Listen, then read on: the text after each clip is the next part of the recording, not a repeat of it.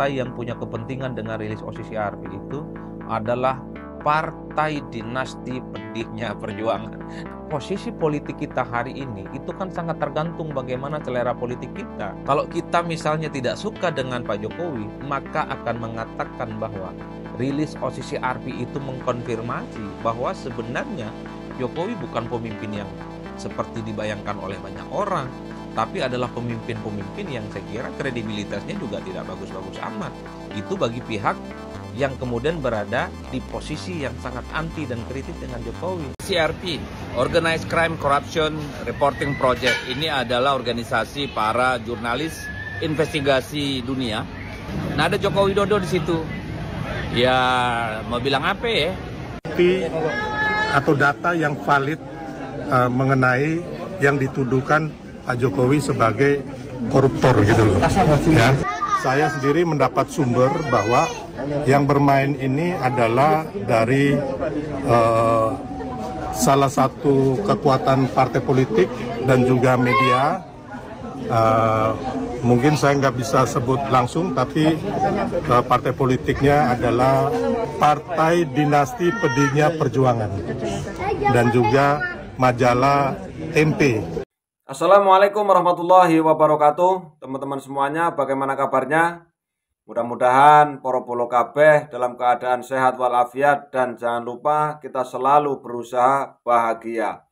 Saya kira ketika Bapak Jokowi sudah tidak menjadi presiden lagi, dalam pikiran saya, dalam benak saya, pertempuran politik antara pihak-pihak pendukung Pak Jokowi dan pihak yang selalu kritis dengan Bapak Jokowi itu akan selesai, ya. Akan tetapi sama-sama kita lihat ya, sekarang justru tawuran opini dan perang terbuka antara pihak yang selalu kritis kepada Bapak Jokowi dan para pendukung Bapak Jokowi itu terus berlanjut sampai sekarang. Dan sepertinya ya teman-teman ya, justru semakin memanas. Apalagi ketika Bapak Joko Widodo masuk nominasi OCCRP ya. Nah oke teman-teman ya, ada sebuah video menarik sekali dari pengamat politik, yaitu Adi Prayitno ya. Politik Syai'un Syai'un. Nah ini cukup menarik sekali teman-teman ya, untuk kita lihat, untuk kita dengarkan bagaimana pendapat dari Mas Adi Prayitno. Oke teman-teman, tidak perlu panjang lebar, berikut adalah videonya. Jadi Jokowi dengan mantan-mantan presiden dan presiden-presiden dunia lain itu dinominasikan sebagai pemimpin terkorup. Ini yang menurut saya menjadi cikal bakal huru-hara politik antara pendukung Jokowi dengan pihak-pihak yang selama ini memang sangat anti dan kritis dengan Jokowi. Sejak awal rilis OCCRP ini kan sudah memancing keributan. Respon dari sejumlah politisi PDIP, Guntur Romli mengatakan bahwa nah itu adalah bukti. Sebelum misalnya ada bukti-bukti keterlibatan orang-orang penting di negara kita yang katanya akan dibocorkan oleh Hasto itu di launching secara terbuka, ternyata sudah didahului oleh rilis OCCRP. Bahkan Guntur Romli tidak berhenti di situ. Dia meminta kepada pihak yang berwajib, khususnya KPK, untuk menindaklanjuti bagaimana fakta-fakta yang disampaikan oleh OCCRP. Tidak berhenti di situ. Kemarin Nurani 98, semacam gabungan mantan-mantan aktivis 98 juga mendatangi KPK membawa berita yang merupakan hasil rilis OCCRP di mana Jokowi dinobatkan sebagai salah satu pemimpin terkorup di dunia.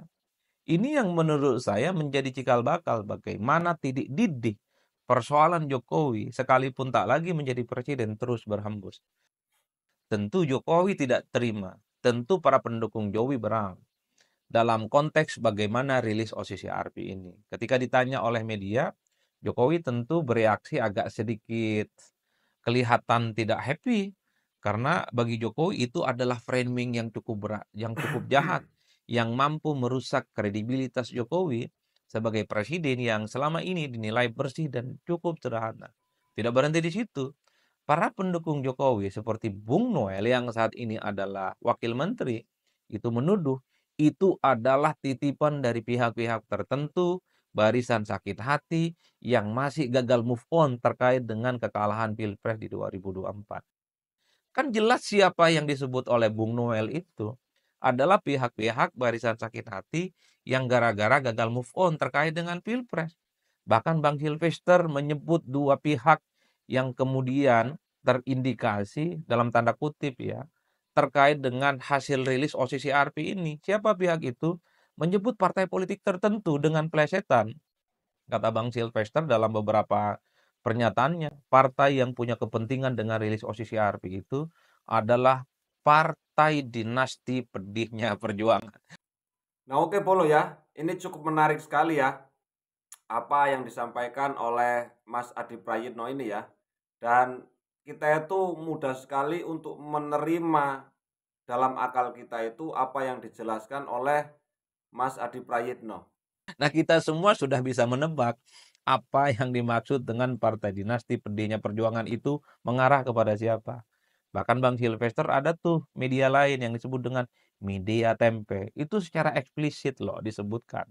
Bahkan yang disebut dengan media tempe, semua orang juga sudah terkonfirmasi. Oleh karena itu, ini yang saya kira bahwa persoalan Jokowi itu rasa-rasanya itu tidak akan pernah selesai sampai kapanpun. Ini tentu menyangkut perang terbuka ya antara para Jokowi dengan orang-orang yang selama ini menjadi pendukung Jokowi. Jadi kalau mau jujur, pihak-pihak yang selama ini paling aktif, agresif menyerang Jokowi adalah mereka yang sebenarnya sejak awal berada di barisan terdepan, memberikan dukungan politik kepada Jokowi, terutama ketika maju Pilpres 2014.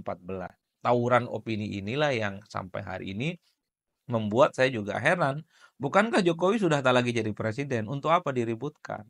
Makanya ketika ada rilis tentang OCCRP, abaikan saja. Karena itu tidak ada signifikansinya. Karena apapun judulnya, rilis OCCRP itu adalah rilis yang saya kira memang sudah secara sering dilakukan. Klaim dari OCCRP, selama 13 tahun lamanya, mereka sudah melakukan rilis secara terbuka, penilaian terkait dengan sejumlah nominasi pemimpin dunia. Baik pemimpin yang terkenal ataupun tidak terkenal. Apa urusannya partai politik di Indonesia? Apa urusannya misalnya ada media di Indonesia kemudian juga menominasikan mantan-mantan presiden atau presiden-presiden dunia yang juga dinilai sebagai pemimpin terkorup. Jadi apa yang ingin saya sampaikan dalam rilis OCCRP ini? Bahwa ini menegaskan bahwa persoalan Jokowi itu tidak akan pernah tuntas untuk selama-lamanya.